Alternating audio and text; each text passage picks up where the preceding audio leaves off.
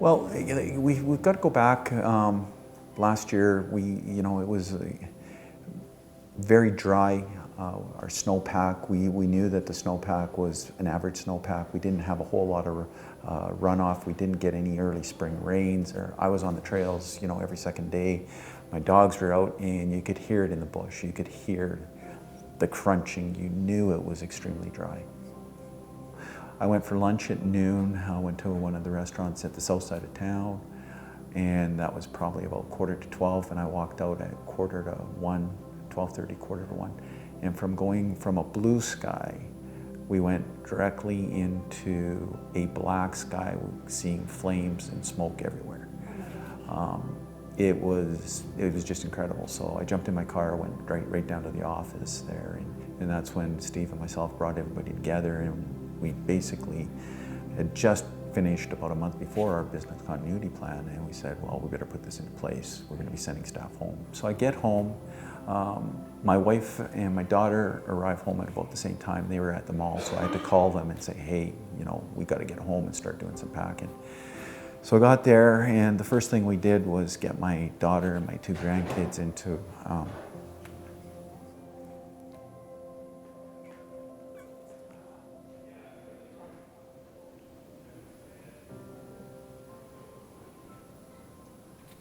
anyways, got them on the road, and they were heading north. And then my wife, she had to go to work, and so I ended up at the house by myself. And so then I started calling going through my call tree and calling each of the staff members and going through, what are you doing, where are you going, what are you doing, and just keep me updated. Let's keep in contact and continue to do that. And then my wife showed up. And she had called the kids, and the kids were coming out of Syncrude. The RCMP had recommended, I would say he ordered, but recommended that the members have all their families moved south. And when they meant south, moved them to Edmonton. And so ended up south of town and on the highway. And basically it did most of the time between 30 and 60 kilometers. It was back-to-back traffic. Both lanes were packed. Every once in a while you could get up to 80 kilometers an hour, but most of the time 30 to 60 kilometers an hour. A normal drive that would take me 4 hours took me 8.5. So that was day one. And like I said, all the way through it, like every hour and a half, I would then go again through that call tree to make sure I knew where all the staff were.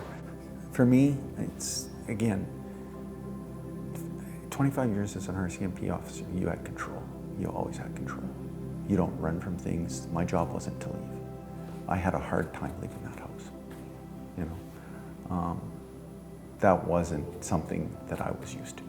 Fleeing was not something I was used to. Coming back to work in the Edmonton office, I remember that first day, and just having our names on cubicles or offices, what a feeling it was to walk in that office and there's my name, and knowing that I had a place to go. The support the AER gave throughout it